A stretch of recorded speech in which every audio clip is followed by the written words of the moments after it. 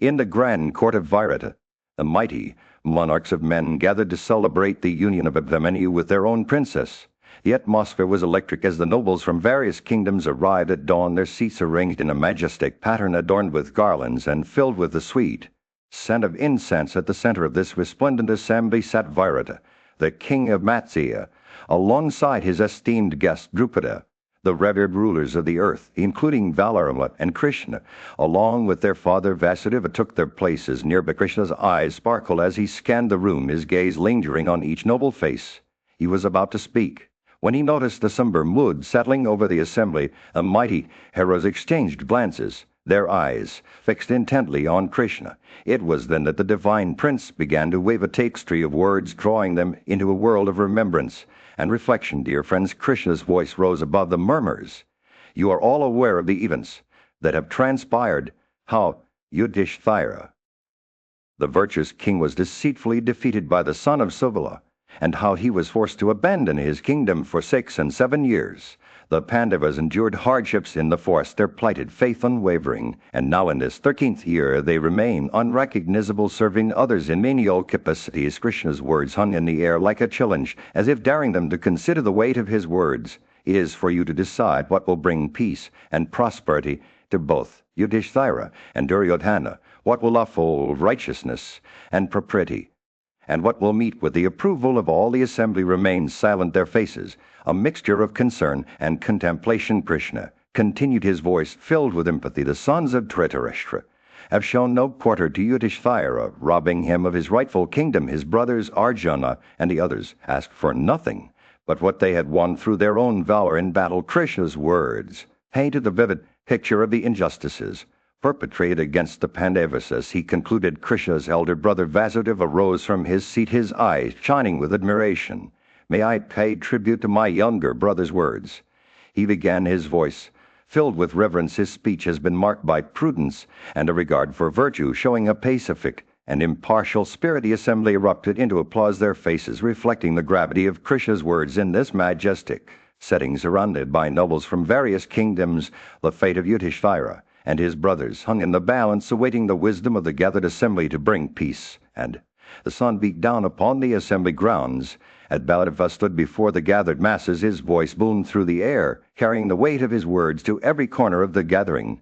You have all listened to the speech of Gada's elder brother. He began, his eyes scanning the crowd with a sense of urgency, a speech characterized by virtue and prudence, one that would bring peace to both Yudhishthira and King Duryodhana. Baladeva spoke. His words painted a picture of the two brothers, sons of Kunti, who were willing to sacrifice half their kingdom for the sake of their adversary. The sons of Dhritarashtra should give up half of the kingdom, he declared, and rejoice with us that the quarrel can be so satisfactorily settled. The crowd hung on his every word, sensing the sincerity behind his plea, but not everyone was convinced by Baladeva's words, as he spoke of the mighty persons who would be pacified and happy if the opposite party behaved well. A figure rose from the shadows. It was Sinai's gallant son, Duryodhana's loyal, only his face twisted in indignation as he condemned Baladeva's speech with a stern rebuke. What folly is this? He spat, his voice dripping with disdain. Do you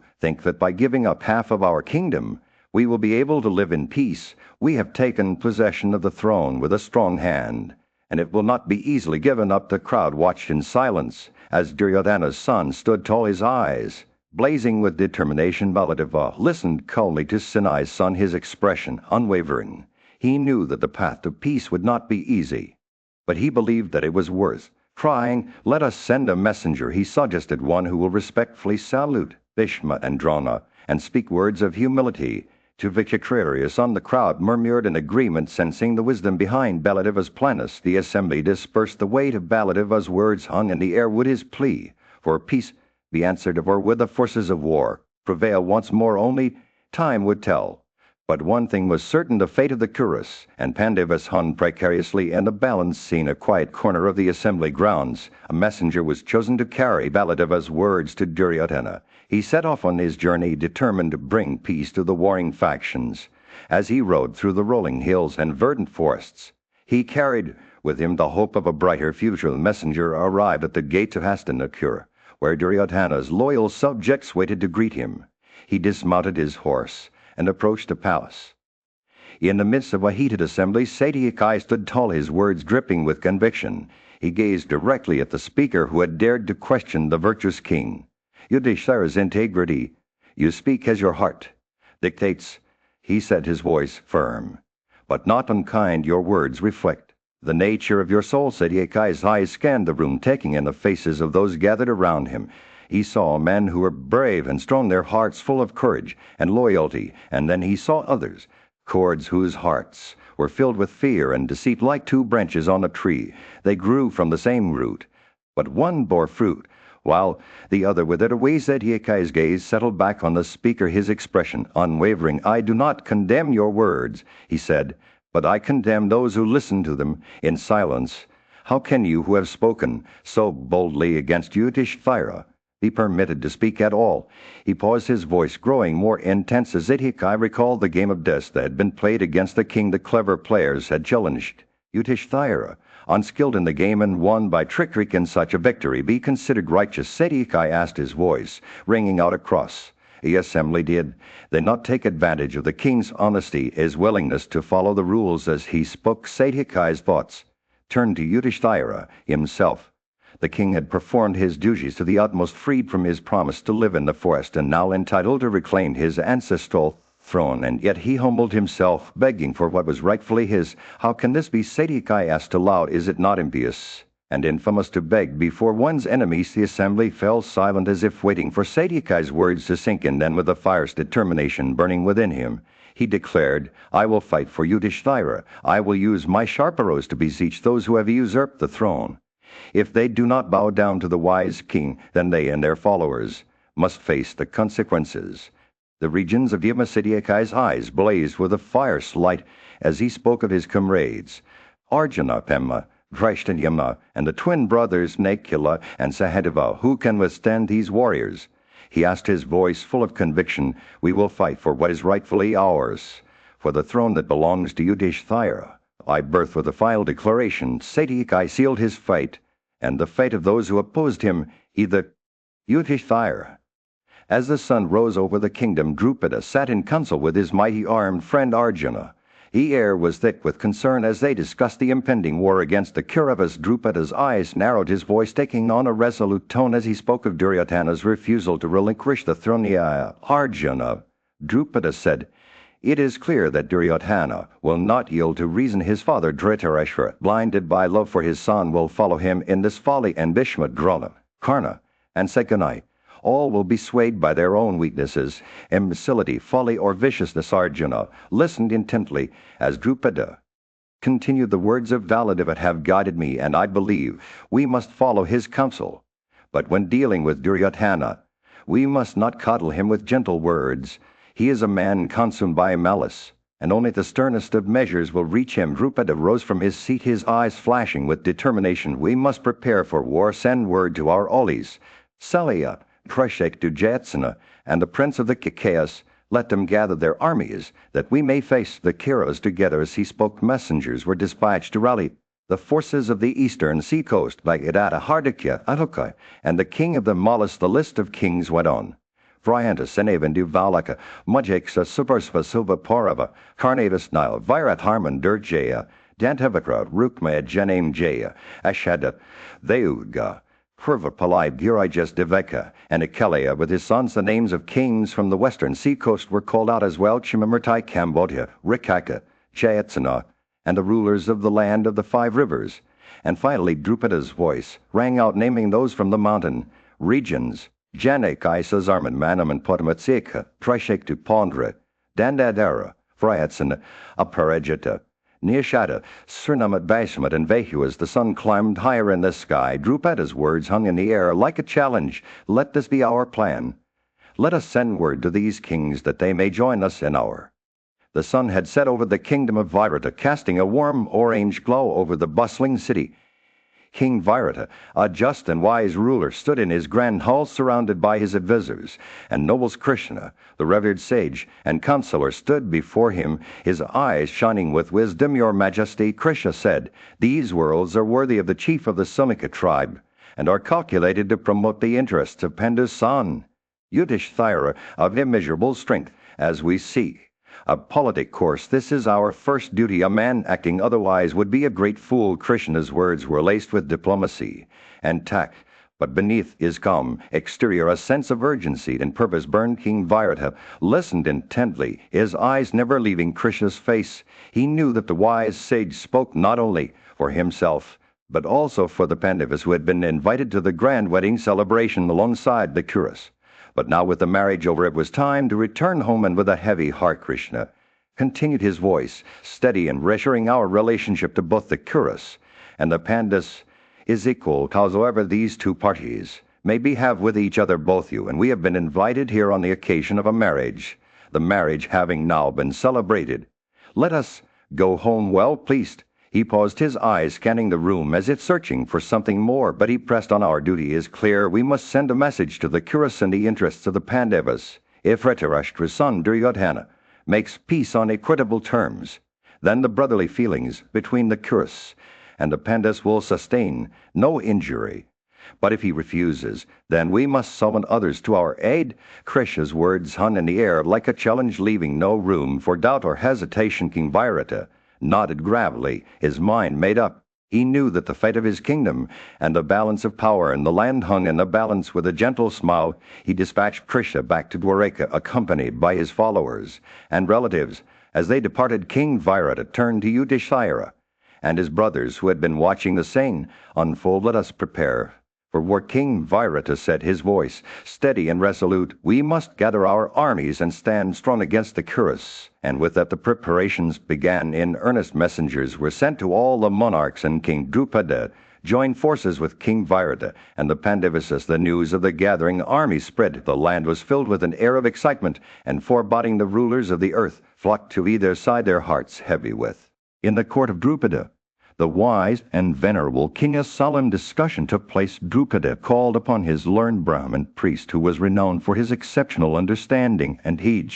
The priest was summoned to offer counsel on a matter of great import. Among all living beings, began Drupada, those with intelligence are superior, and among the intelligent men hold a special place of men. It is the twice-born who stand out, those who have undergone the sacred rites of passage and have dedicated themselves to the pursuit of knowledge. He paused, his eyes fixed intently on the priest. You, revered sir, continued Drupada, are at the pinnacle of understanding. Your age and learning are matched only by your intellect, which rivals that of the great Sukra or Vrihaspati, son of Indra. As you possess a deep knowledge of human nature, as evidenced by your comprehension of the true character of Dhritarashtra's son Duryodhana and Yudhishthira, the noble king of the Pandavas. Drupada then revealed the circumstances that had led to the downfall of Yudhishthira.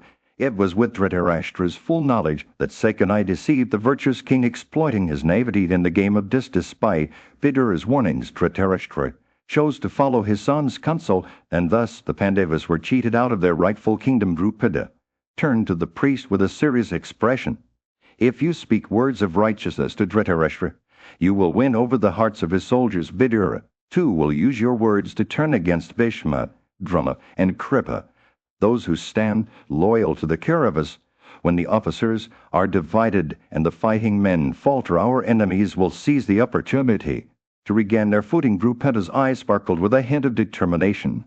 You must go to Hastinapura, the city of the Kuras, as an ambassador for the Pandavas. Timing your departure under the auspices of Pushya and Jaya, you will be able to promote the welfare of Yudhishthira's sons. The priest, moved by Drupada's words, set out on his mission with a sense of purpose. He traveled with a retinue of disciples, each one well versed in the principles of politics and diplomacy. As they made their way towards Hastinapura, the learned Brahman was filled with a sense of hope that he might bring about a change of heart among the Kauravas and restore justice to the land. The journey would be long and arduous, but Drupada's words had lit a fire within the priest. He knew that his task would not be easy, but he was resolute.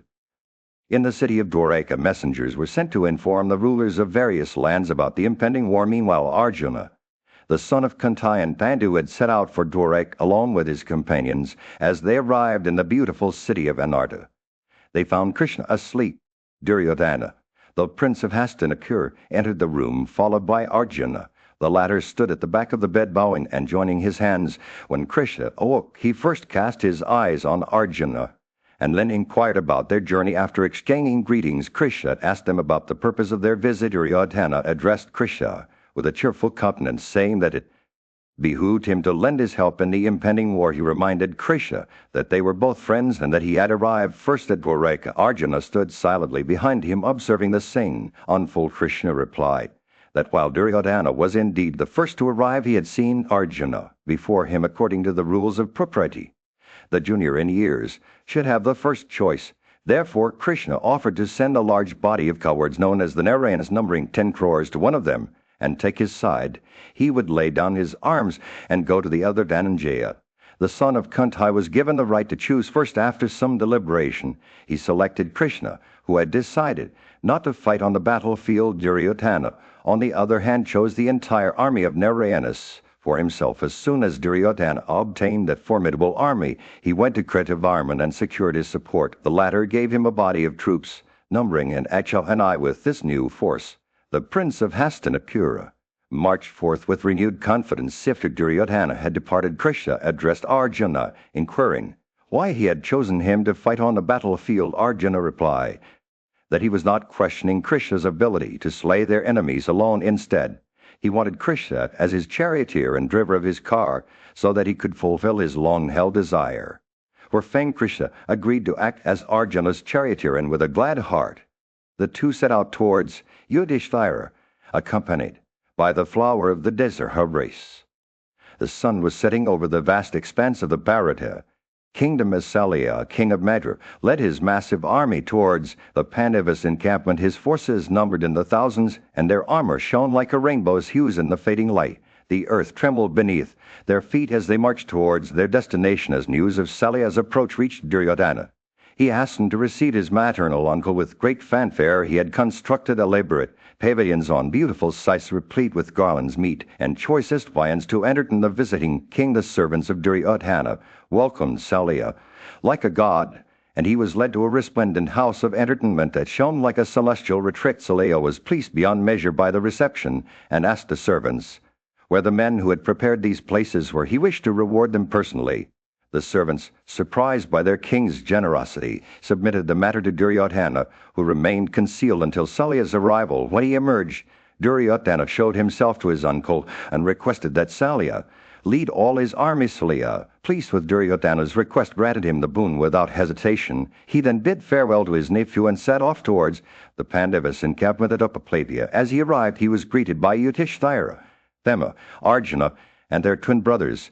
Salya accepted water for washing his feet and the customary gifts of honor, including a cup. The king of Madras then asked about the Pandavas' well-being and expressed delight at seeing them safe and sound. He praised Yudhishthira's virtues, saying that he was a treasure house of righteousness, freed with his followers from their difficulties. Salya spoke of his meeting with Duryodhana and the promise he had made to lead all his army. Yudhishthira then requested that Salya protect Arjuna during the single combat between Karna and Arjuna. He knew that Salya was equal to Krishna on the field of battle and believed that if he could dispirit Karna, the victory would be theirs. Salya agreed to do as his nephew asked, promising to speak words contradictory and fraught with harm to Karna. When the time came, the conversation concluded. Salya departed from the Pandavas' encampment, determined to fulfill his promise to Duryodhana and to aid Yudhishthira in their impending battle. The earth trembled once more as Salya's army marched towards their destination, their armor glinting like a rainbow's hues in the fading light of day. In the midst of a grand assembly, Yudhishthira, the illustrious king, posed an intriguing question to Salya, the renowned monarch. Tell me, O foremost of kings, he said, how it was that great and unparalleled misery befell Indra, the mighty god, along with his queen Salya. With a twinkle in his eye began to weave an ancient tale of events from bygone days. Listen, O king, he said, as I recount the story of how Indra's wife suffered alongside him. Is said that Twashrai, the lord of creatures and the most exalted of celestial beings, was engaged in a rigorous practice of austerities. His antipathy towards Indra had grown so strong that he created a sun with 3 heads, each resembling the sun, moon, and fire. This being possessed of immense energy had the ability to read the Vedas with one mouth, drink wine with another, and gaze at the cardinal points With the third Acelia spoke. The assembly was transported to a realm where gods and mortals coexisted. Indra, fearing that this three-headed being would supplant him as the supreme ruler of the universe, became anxious. He pondered ways to distract the being from his austere path and indulge in sensual pleasures. How may I make him addicted to worldly delights? He thought Indra's solution was to command the celestial nymphs to tempt the three-headed being with their captivating charms. The nymphs, adorned in voluptuous attire, set out to entice him with gestures of love. However, despite their best efforts, they found that the being remained steadfast in his austerities. Unmoved by their allurements, the nymphs returned to Indra, their faces flushed with exertion. "O great king," they said, "we have tried our utmost to tempt him, but he remains unswayed. He is like an unseen foe to the Burman gravity." Indra, undeterred, reflected upon other means of destroying his foe with a fierce determination burning within him. Indra hurled his thunderbolt at the three-headed being. The bolt struck true, and the being fell to the ground, its head still radiating an effulgent glow despite being lifeless. As Indra gazed upon the saying, he felt a creeping sense of dread. Just then a carpenter arrived on the scene bearing an axe on his shoulder. Indra, seeing an opportunity, commanded the carpenter to cut off the three-headed beings' heads. The carpenter, taken aback by Indra's request, hesitated, but he eventually agreed to do as he was told. As the carpenter struck off the heads, a flurry of birds emerged from each mouth: partridges from the one that beside the Vedas, quails from the. In the celestial realm, Indra, the mighty god, stood before his fellow deities, his voice trembling with concern. "This universe," he said, "has been consumed by Vritra's power. I, who once wielded thunderbolts, am now powerless against him. His strength is boundless, and I fear that even the gods cannot stand against him." The gods, along with a host of wise rishis, approached Vishnu, the Supreme Lord, seeking his guidance. "You Almighty One," they said, "who have covered the three worlds with your steps, who have granted us ambrosial food and vanquished our enemies, what shall we do to defeat this monstrous Vritra?" Vishnu's response was wise and benevolent. "I will reveal a plan to you, dear gods. Go to Vritra, but approach him not as enemies, but as friends. Offer him conciliation, and perhaps he will see the wisdom in peace." The rishis and the gods set out bearing Vishnu's words with them. As they approached Vritra, they beheld a being of immense power, his form radiating like the sun or moon. The rishis spoke to him, their voices gentle and persuasive. "Vritra, unconquerable one, your strength has brought suffering to all beings. Why not put aside your hostilities and join hands with Indra? Together you can rule the universe in harmony." Vritra listened, his heart wavering. He saw the sincerity of the rishis' words, but also the limitations of their proposal. "How can friendship exist between us?" he asked. "We are sworn enemies, bound by fate to clash." The rishis replied, "Friendship among righteous beings is a noble pursuit. It brings wealth and wisdom to those who seek it." Vritra was moved by their words, but still uncertain.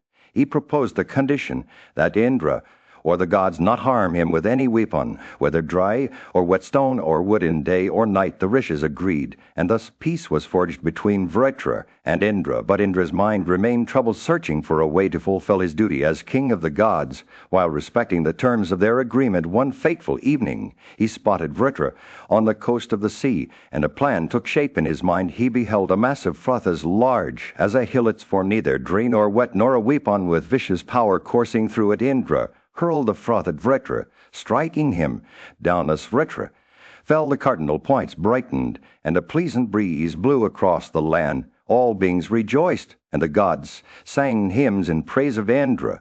But soon darkness descended.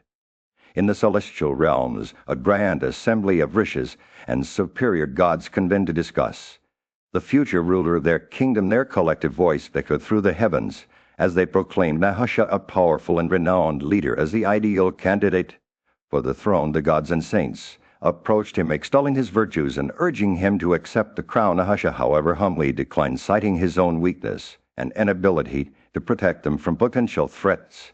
He recommended Indra, the mighty king of the gods, as a more suitable ruler. But the assembly would not be swayed, assuring Nahusha that with their collective virtue and blessings, he would be able to overcome any challenges. Convinced by their words, Nahusha eventually accepted the crown, and the assembly crowned him king in a grand ceremony. As he ascended to the throne, Nahusha vowed to uphold the principles of virtue and protect his subjects, including the Brahmars, his Brahmana saints, and the gods. But as time passed, Nahusha's demeanor began to change. He became enamored with the luxuries of power and surrounded himself with celestial nymphs and damsels from the Nadana. grows his court was filled with music, dance, and poetry, and he indulged in every pleasure that came his way. The king's newfound obsession with sensual delights reached its peak when he spotted Sakai, the beloved queen of Indra, in his presence. Nahusha's eyes gleamed with desire as he summoned her to attend him, boasting about his status as the monarch of the gods and ruler of the world. Sakai, however, was not intimidated by Nahusha's boasts. She turned to Vryaspati, a wise Brahmana sage, for protection, recounting the words of encouragement he had once spoken to her about her chaste devotion to Indra. Vryaspati reassured Sakai that his words would come to pass, and that she need not fear Nahusha. But Nahusha's anger was kindled when he discovered that Sakai had sought refuge with Vryaspati, and he seethed with rage at the thought of Indra's queen being beyond his grasp. The once virtuous king now revealed a sinister intent, determined to assert his dominance over the celestial realms and claim Sakai as his own. In the realm of the gods a great turmoil had arisen. Nahusha, the king of gods, was consumed by rage and passion. His eyes blazed with fury as he beheld the beautiful Sakai, the queen of Indra, who stood before him. The gods, led by the saints, approached Nahusha, their voices filled with gentle persuasion. "Who is this king of gods?" they asked, "whose wrath shakes the very foundations of the universe? O Lord of gods, count your anger. Your subjects tremble at the sound of your thunderous voice. Let us not forget that you are a just and righteous being." The gods spoke to Nahusha in hushed tones, their words laced with compassion. But Nahusha would not be swayed. His heart was consumed by lust for Sakai, and he would not be deterred. He scoffed at the gods' warnings, his voice dripping with venom. "You are quick to lecture me on morality," he sneered. "But what about Indra? Did you not allow him to outrage Ahalya, the wife of a saint, while her husband was still alive? Why did you not stop him?" The gods replied, their voices filled with sorrow. "We shall bring Sakai to you, as you have commanded." But they knew that this would only lead to further chaos and destruction. As the gods departed, they sought out Vryaspati, the preceptor of the gods, and informed him of Nahusha's demands. Vryaspati listened intently, his wise eyes filled with concern. Sakai, trembling with fear, begged for his protection. "I do not wish to be the wife of Nahusha," she pleaded. "Deliver me from this great peril." Vryaspati, a sage and just man, refused to abandon Sakai in her time of need.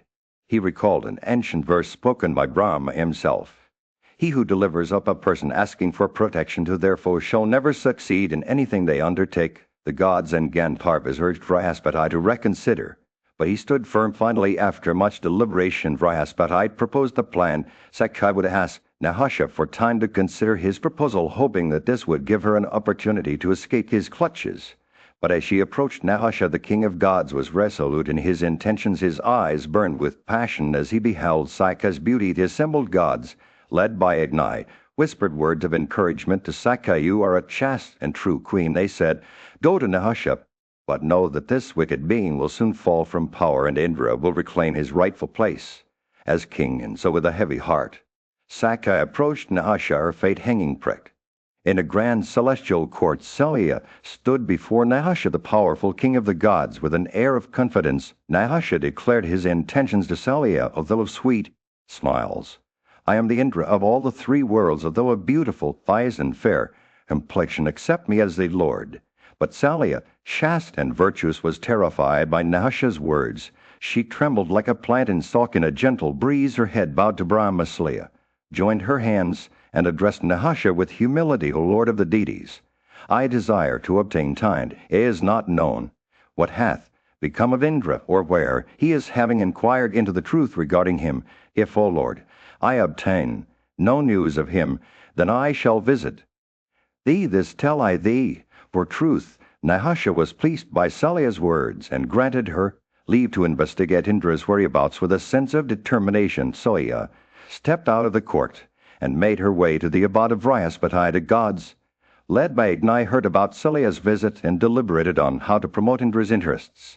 They decided to seek the counsel of Vishnu, the god of gods. The gods joined forces with Vishnu, who was killed in making speech. As the gods approached Vishnu and shared their concern about Indra's predicament, "Indra, the lord of all the gods, hath been overpowered by the sin of Brahma on his side," they said. "Thou, O Lord of the gods, art the firstborn, the ruler of the universe, and our refuge. Thou hadst assumed the form of Vishnu for the protection of all beings." Vishnu listened attentively to their words and prescribed a solution. "Let Indra offer sacrifice to me." Vishnu said, "Even I shall purify the holder of the thunderbolt, the chastiser of Pekah, having performed the holy horse sacrifice, will fearlessly regain his dignity as Lord of the gods. Vishnu's words were like ambrosia to their ears, and the gods, with their preceptor and the rishis, proceeded to perform a great horse sacrifice. A ritual was conducted at the spot where Indra was uneasy with fear. As the sacrifice progressed, the sin of Brahmanicide was distributed among trees, rivers, mountains, the earth, and when with each passing moment Indra's burden lifted, and he began to regain his dignity as Lord of the gods. As Indra emerged from his ordeal, he looked at Nasha with newfound fear. Before him stood a being who inspired awe in all animated creatures. Nasha's unapproachable nature was due to the boon granted by the Rish. In the realm of the gods, Salia stood before a majestic and chaste lady who was none other than the divine queen of Indra. As she beheld the goddess, her heart swelled with joy, and she paid respects to the gathering with reverence. In her voice the queen asked, "Who are you, O one with a lovely face?" The goddess of divination stepped forward, her youthful and lovely presence radiating an air of wisdom. "I am divination," she replied, "and I have come near you because you possess truthfulness in your heart. Your devotion to your Lord is evident, and the self-control you exhibit is a testament to your spiritual growth." The goddess' words were like a gentle breeze on a summer day, soothing and uplifting. The queen of Indra listened intently as divination continued. "Since you are devoted to your Lord and engaged in the practice of religious rites, I shall reveal to you the god Indra, the slayer of Vritra. Come with me quickly, that good fortune may be yours." With these words, divination set off. Then the queen followed closely behind us. They traversed the heavenly groves and crossed many mountains. The landscape unfolded like a tapestry before them. They passed beyond the majestic Himavat mountains, which towered above like giants of old, and reached their northern side. The air grew thick with the scent of blooming flowers. As they arrived at the shores of a vast sea, the queen's eyes widened in awe as she beheld a large island covered in lush vegetation, teeming with life. In the midst of this tropical paradise lay a breathtaking lake shimmering like liquid gold and adorned with 800 miles of lotuses in every color of the rainbow. Bees buzzed around these celestial blooms, collecting nectar from their delicate petals. As they approached the lake's center, Saksha caught sight of her Lord Indra in his miniature form within a large white lotus standing tall on its stalk. She also saw the goddess of divination, and herself had assumed minute forms to accompany Indra. In this tiny world, Saksha began to recount her husband's glorious deeds from ancient times. Indra, awakened by the queen's words, spoke up in his deep voice. "For what purpose have you come? How did I become known to you?" The goddess of divination interjected, sharing news of Nahasha, a powerful and haughty king who had usurped the sovereignty of the three worlds. This cruel ruler had commanded her to visit him and assigned her a specific time limit. "To Indra," she pleaded, "if you do not protect me, this wicked man will ensnare me in his power. That is why I have come to you in alarm." With these words, the queen of Indra's concern for her safety became clear. She implored Indra. In the realm of the gods, a subtle game of strategy was unfolding. Salia, the devoted consort of Indra, the king of the gods, approached Nahasha, a powerful deity who had been strengthened by the merits of offerings to the gods and Pitra's ancestors. Saksha, with her lotus-eyed beauty, sought out Nahasha's counsel, carrying a secret message from her husband. As she arrived at Nahasha's presence, he welcomed her warmly, his eyes sparkling with delight. "I welcome you, O lady of lovely thighs," he said, his voice filled with sincerity. "What is your pleasure, O those sweet smiles? Accept me, O lady of propitious looks, who am devoted to thee." Saksha's request was not for personal gain, but rather a clever ploy to undermine Nahasha's power. She proposed that Indra be born on a novel vehicle, unlike any other god or azure. "I want you to have, O king of the gods, a palanquin carried by a number of highly dignified rishis," she said, her words dripping with cleverness. Nahasha was taken aback by this suggestion, but pleased that Saksha's request was not for personal gain. He agreed to employ the 7 rishis and the regenerate rishis to carry him on his heavenly chariot. Meanwhile, dismissed by Nahasha, Saksha hastened to Vryaspati, the illustrious preceptor of the gods, seeking his aid in finding Indra. But as she arrived at his presence, she found that little time remained for her assigned term. With Nahasha, Vryaspati, wise and powerful, reassured Saksha that he would find a way to bring about Nahasha's downfall. And look at Indra. He kindled a fire in the prescribed form and offered the best of offerings to the flames, seeking guidance from Agni, the god of fire. As the fire burned brightly, it assumed a wonderful feminine form and vanished into thin air. Agni, with his mind racing like the wind, searched far and wide, across mountains, forests, earth, and sky, but could not find Indra anywhere. He returned to Vryaspati within the twinkling of an eye, seeking guidance on what to do next. The preceptor instructed Agni to enter the waters, where the king of the gods might be hiding. Agni hesitated, knowing that in the waters lay extinction for him as a fire god, but with Vryaspati's encouragement he steeled himself and plunged into the depths, ready to face whatever challenges lay ahead. As Agni vanished into the unknown, the stage was set for an epic battle between Nahusha and Indra, with Sakshi and Vryaspati playing crucial roles in the unfolding drama of the gods. In the realm of the gods, Vryaspati stood before Agni, the mighty fire god, and proclaimed his reverence. "You are the mouth of all the gods," he said, "the carrier of sacred offerings, a witness to the inner souls of all creatures." The poets called him single and threefold, a paradox that reflected his multifaceted nature. Vryaspati's words dripped with devotion as he acknowledged Agni's power. "Abandoned by you, the universe would cease to be." Agni, pleased with Vryaspati's praise, spoke in turn, affirming his own importance. "I am the bearer of sacred offerings," he declared in a supreme sacrificial ceremony. "It is I that they worship with incessant gifts and offerings." His words echoed through the cosmos, resonating with the very fabric of existence. As Agni continued to speak, Vryaspati's eyes sparkled with a hint of mischief. He revealed a secret. Indra, the king of the gods, had taken refuge in the fibers of a lotus stalk, assuming a minute form. Vryaspati lent an entourage of gods, saints, and Gandharvas to where Indra lay hidden. They glorified him with tales of his former deeds, reminding him of his conquests. The slaying of Valas, Samvara, and Nimachindra's strength began to return. As he listened to their praise, his voice grew louder, and he rose from his hiding place. "I am Indra, the great lord," he declared, "the performer of 100 sacrifices." The gods and saints surrounded him, urging him to reclaim his rightful place as ruler of the universe. But Vryaspati spoke again, this time with concern etched on his face. "The human Nahusha, a king, has obtained the throne of heaven by virtue of the power of the divine saints," he said. Indra's curiosity was piqued, and he asked how Nahusha had achieved such a feat. Vryaspati explained that the gods, frightened by Indra's absence from his duties, had sought out Nahusha as their new king. They had imbued him with their power and virtue, making him a being of terrible strength. Nahusha now terrorized the universe, his very gaze poisonous to all who crossed his path. Indra vowed to overthrow Nahusha, but first he needed Allies. He turned to the guardians of the worlds, Kuvra, Ima, Sama, and Varuna, and asked for their assistance. They agreed, provided that they would be entitled to shares in sacrificial offerings.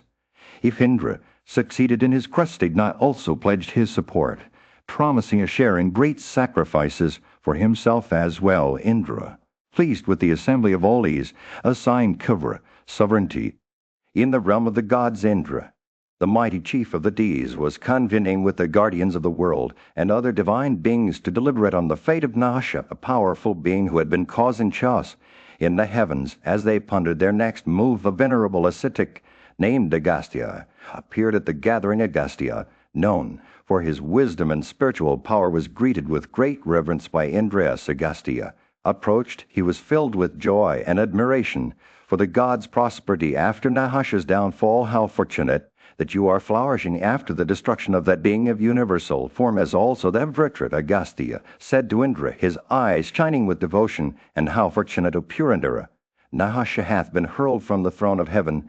Indra's face lit up with pleasure at seeing the great saint, and he invited Agastya to sit on a seat, offering him water for washing his feet and face, as well as sacred milk. And of course Agastya settled in Salya. Another divine being present at the gathering began to question the great saint. "O revered saint, O best of Brahmanas," Salya said, "I wish to have it recited by thee how Nahusha, a vicious soul, was hurled from heaven." Agastya nodded graciously and began to recount the tale of wicked and vicious Nahusha. Agastya started, his voice dripping with emotion. He had been intoxicated with pride of strength, but we, the pure-spirited Brahmanas and celestial saints, carried him weary with toil while he was still conscious. As they journeyed on, they questioned Nahusha about certain hymns in the Vedas, which he claimed were not authentic, but Agastya revealed that these hymns had been recited by great Brahmarsis for generations, and that Nahusha's words were laced with untruth and incensed by his own ignorance. Nahusha touched Agastya on the head with his foot. But this act of disrespect only hastened his downfall as Agastya spoke to him, since thou hast pronounced as spurious the unexceptionable hymns of the Veda, and since thou ignorant wretch hast turned these unapproachable saints into animals, for carrying thee Nahusha's power and good looks. Began to Pheidias, he became agitated, and overpowered with fear Agastya pronounced the final judgment for 10,000 years. Thou shalt roam over the earth in the form of an enormous snake. When that period is full, thou mayst come back to heaven. And so Nahusha was hurled from his throne, a being transformed into a serpent condemned to wander the earth. In the realm of the gods, a magnificent procession was underway. Indra, the king of the deities, rode majestically on Airavata, the majestic elephant adorned with auspicious marks. Accompanying him were the illustrious Daivryaspatayam of Varuna and Kuvra, each radiating their divine presence. As they made their way to the three worlds, the celestial nymphs and Gandharvas sang hymns in praise of Indra's glory. The assembly was filled with an air of grandeur as the performer of 100 sacrifices. Indra, united with his queen with exceeding joy, he began to protect the worlds. His spirit, soaring like a mighty eagle, it was then that the divine Saint Angiras arrived, bearing the hymns of the Atharva Veda. He worshipped Indra, who, pleased by the offering granted a boon Atharvangiras would be known as a Rishi in the Atharva Veda and receive a share in sacrifices. As Indra honored all the deities and saints present, his satisfaction was palpable with a heart full of virtue. He governed the people with wisdom and compassion. Yet even Indra had to endure hardships, forced into concealment as he prepared to slay his foes. His wife suffered alongside him, but eventually they emerged victorious. The story of Indra's triumph served as a reminder that even the mighty can face adversity. Salya, king of the Madras, recalled this tale when speaking with Yudhishthira, the son of Kanta. He reminded Yudhishthira that just as Indra overcame his enemies, he too would reclaim his kingdom and vanquish his foes. The vicious Nahusha, once a powerful foe, had been reduced to nothing by Agastya's curse. Similarly, Yudhishthira's enemies, Karna, Duryodhana, and others, would soon meet their downfall. Salya continued, you will enjoy the entire earth from the sea to its farthest reaches with your brothers.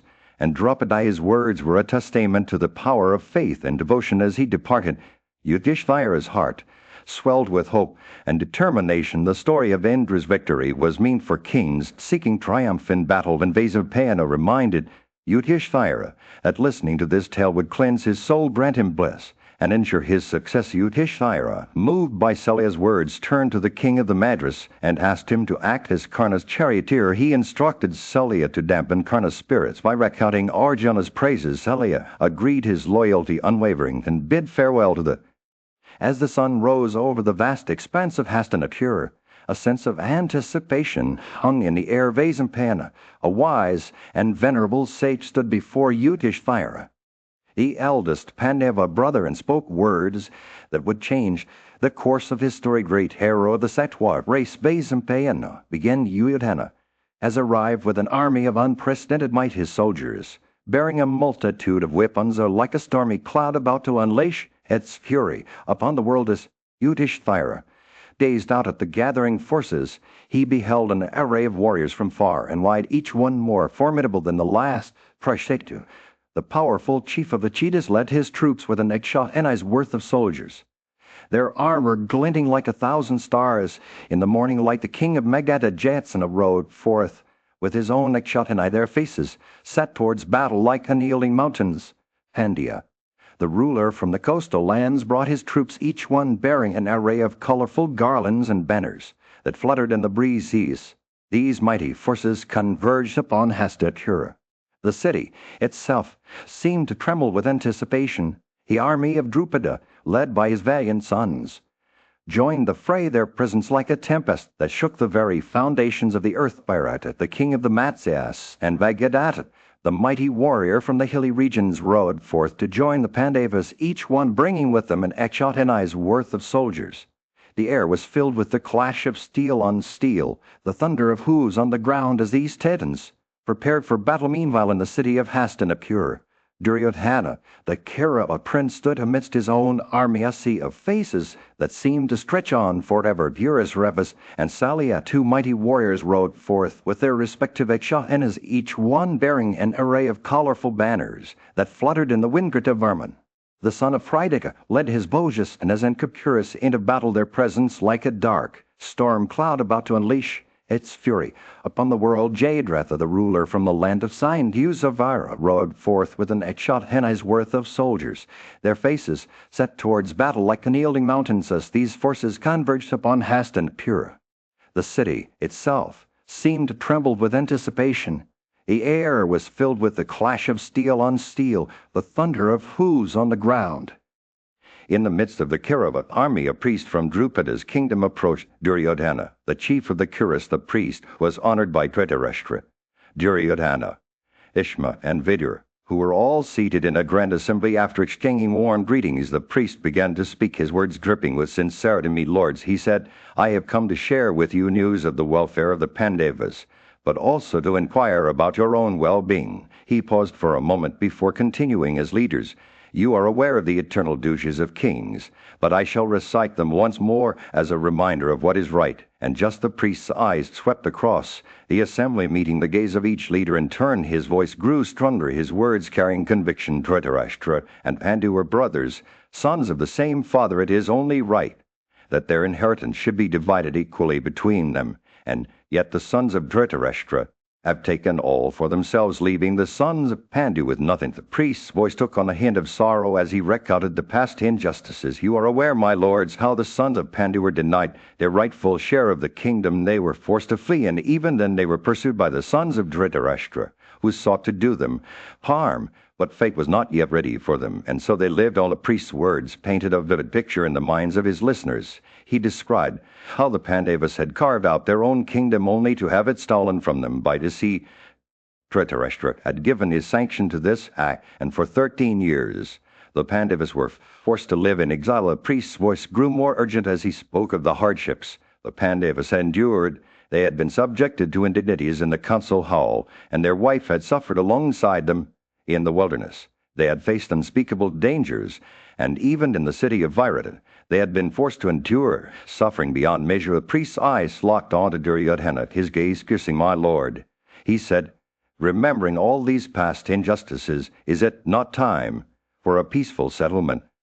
The sons of Pandu desire only what is rightfully theirs, their share of the kingdom. They do not seek war with the Kuras, but rather a chance to live in peace." A priest's words hung in the air, his conviction palpable. He spoke of the might of the Pandavas' army, which was now gathered at their command. 7 Ekshahenas of troops were ready to fight, and among them were Tejas, like Satyaka, and in the midst of a gathering of the great warriors of the Kuru clan, Bhishma, senior in wisdom and endowed with great effulgence, stood tall, his eyes shining with a deep understanding. He had just listened to the words of the Brahmana, who had recounted the tale of the Pandavas' plight. With a gentle nod, Bhishma began to speak, his voice like a soothing balm on parched souls. "How fortunate that they are all well with Krishna," he exclaimed, his eyes lighting up with joy. "How fortunate that they have procured aid and are inclined towards a virtuous course. How fortunate that those sons of Kuru's race desire peace with their cousins." His words dripped with sincerity, like the gentle rainfall on a parched earth. As Bhishma spoke, his eyes scanned the gathering, taking in the faces of the assembled warriors.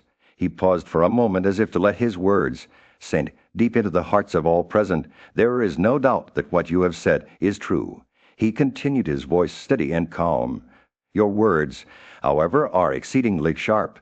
The reason, I suppose, being that you are a Brahmana." Bhishma's gaze turned to Arjuna, the son of Pritha, and his eyes sparkled with admiration. "Arjuna is strong, trained in weapons, and a great Kar warrior," he said, his voice filled with reverence, "who in sooth can withstand him in battle. Even the wielder himself of the thunderbolt cannot. Other bowmen are hardly worth mention." Bhishma's words were laced with conviction, as if he had witnessed Arjula's prowess. First and just, then Karna, son of Rata, interrupted Bhishma's words, his voice dripping with insolence. "There is no creature in the world who does not know these facts," he sneered. "What is the good of repeating them again and again?" He turned to Duryodhana, his eyes flashing with defiance. Bhishma's expression remained calm, but his words were laced with a hint of warning. If they wished to get back their ancestral throne, they should pass the specified period of time in the forest as had been stipulated. He said, his voice firm, but measure afterwards. Let them live as dependents of Duryodhana, safe and sound as. Bhishma finished speaking Dhritarashtra. The Kiraba chief intervened, his words dripping with entreaty. He pacified Bhishma's concerns, rebuked Karna for his insolence, and addressed Sanjaya in a voice filled with deliberation.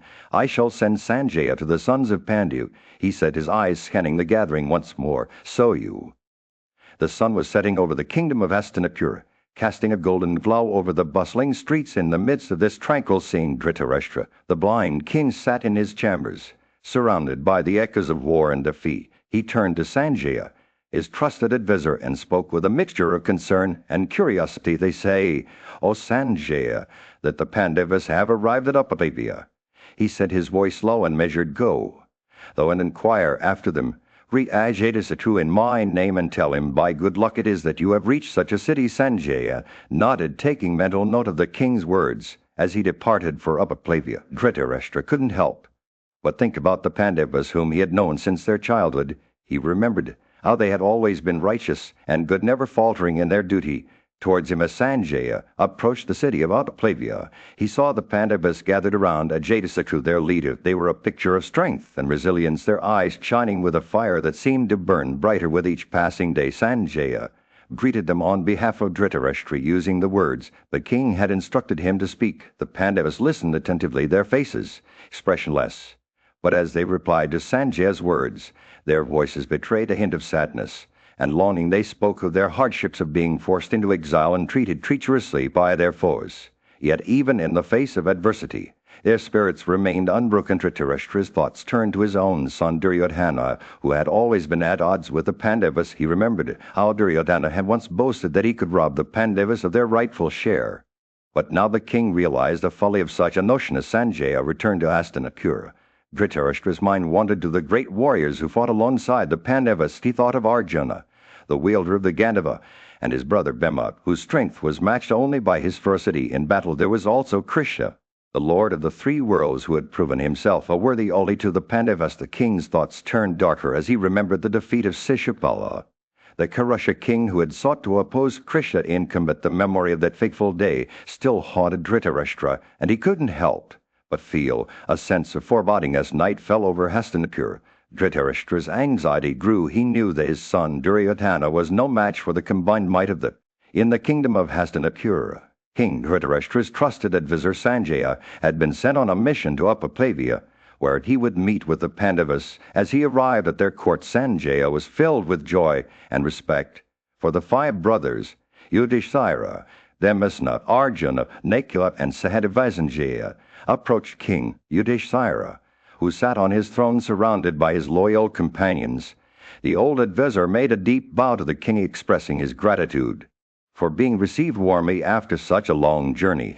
Sanjaya's words were laced with affection and respect as he inquired about the well-being of the Pandavas, especially their wives and children. Yudhishthira, pleased by Sanjaya's presence, welcomed him warmly and asked about his safe passage to Upalabhya. The king then began to ask questions about the state of affairs at Hastinapura, inquiring after the health and well-being of his grandfather Bhishma, his uncle Dhritarashtra, and other prominent members of the Kurukshetra royal family. Sanjaya's response was a lengthy one, filled with details about the kingdom. He spoke of King Dhritarashtra's concern for the Pandavas' welfare and his own eagerness to know about their lives. Sanjaya also mentioned the great bowmen who served under the king, including Drona, Kripa, and Burisravas, all of whom were renowned for their bravery and wisdom.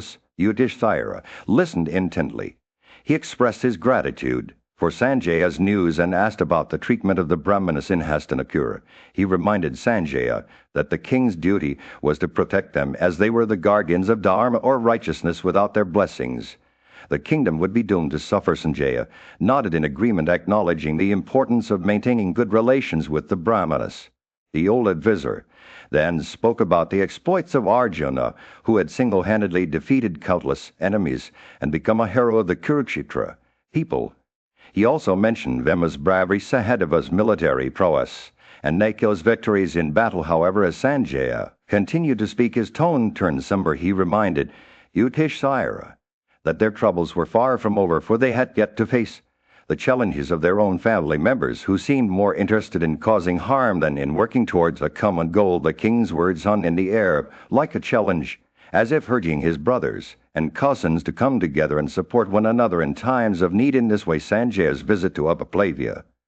As Sanjaya stood before Yudhishthira, he gazed at him with a mixture of empathy and respect. "It is as you have said, O son of Pandu," he began, his voice low and soothing. "You ask about the welfare of the Kuras and their most esteemed members. I bring tidings that they are in good health, free from illness, and filled with excellent spirit." Yudhishthira's eyes narrowed slightly as Sanjaya continued, "But there are those who walk a path of righteousness, alongside Dhritarashtra's son and others who had strayed into wickedness. Despite this, the prince is known to make gifts, even to his enemies, and it is unlikely that he will withdraw the offerings made to the Brahmana." Sanjaya paused, as if collecting his thoughts before proceeding. "It is a custom among Kshatriyas to follow a path of honor, but one that sometimes leads them to harm those who bear no ill will towards them. This is not a good practice." Sanjaya implied, his voice tinged with disapproval. For Dhritarashtra's son Duryodhana was indeed guilty of the sin of intestine dissension, bearing ill will towards Yudhishthira and his brothers, despite their righteousness. But Dhritarashtra himself did not approve of this injury. He grieved at heart for it, having learned from the Brahmanas that provoking such divisions was the greatest of all sins. As Sanjaya spoke, he seemed to transport Yudhishthira back to the memories of his past glories. "They remember your prowess on the field and that of Arjuna, who leads in battle," he said. "Bhema's mighty mass is recalled when the conch and drum resound at their highest pitch. The two sons of Madrinakula and Sahadeva are remembered for their skill with shafts on the battlefield, their movements swift and unerring." Sanjaya's words were laced with a deep understanding of the complexities of fate. "I believe that what the future holds for each person cannot be known," he said softly. "You, O son of Pandu, who are endowed with all virtues, have had to endure troubles of unbearable kind, but I have faith in your intelligence. You will make up for this suffering through your wisdom." As Sanjaya finished speaking, Yudhishthira's eyes seemed to cloud over, weighed down by the memories and the struggles that lay ahead. But Sanjaya's words also held a message of hope that with intelligence and virtue they could all find peace. The sons of Pandu, the sons of Dhritarashtra, the Srinjayas, and all the kings gathered there. Sanjaya concluded his speech, his voice carrying a sense of gravity. "This is what your father, the sun, was setting over the camp of the Pandavas as Yudhishthira, the eldest son of Pandu, stood tall, his eyes scanning the gathering before him. The air was thick with anticipation for Sanjaya. The charioteer and messenger of Dhritarashtra had finally arrived from Hastinapura. Sanjaya dismounted his chariot, his eyes locking onto Yudhishthira's as he bowed low in respect.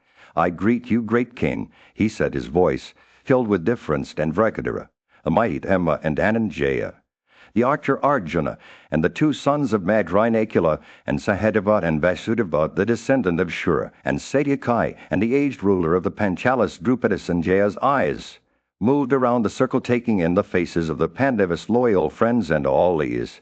"Let all listen to the words I bring from a desire for the welfare of the Kuras," he said, his voice growing more urgent. "King Dhritarashtra, eager to seize this chance at peace, hastened my preparation for this journey." Here as Sanjaya spoke, Yudhishthira's expression turned thoughtful. He knew that the words his father had sent through Sanjaya were laced with a deep desire for reconciliation. The king of Hastinapura was willing to do whatever it took to bring an end to the war between the Pandavas and the Kuras. Sanjaya continued, his words pouring out like a river. "The sons of Pritha are endowed with every virtue, steadiness, mildness, candor, born in a high family. They are human, liberal, and loath to do any act that would bring shame upon themselves or their kin."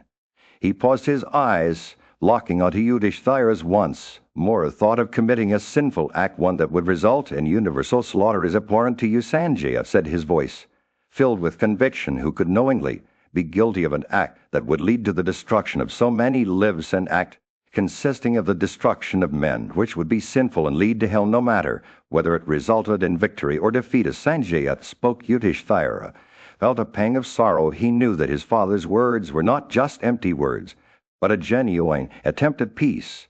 The thought of war, of bloodshed and destruction was indeed abhorrent to him. Sanjaya continued his words, pouring out like a prayer. Blessed are those who have served their relatives, cause they are the true sons and friends and relatives of Kura's race who would. The sun was setting over the kingdom, casting a warm orange glow over the palace grounds. Yudhishthira, the eldest son of Pandu, sat in contemplative silence, his eyes fixed on Sanjaya, the charioteer and narrator. Sanjaya, he said, finally, his voice low and measured, what words have I spoken that make you think war is inevitable? Sanjaya, seated at Yudhishthira's feet, looked up with a hint of surprise. Your words, O prince, speak of peace as the preferable choice to war. Who would wish to fight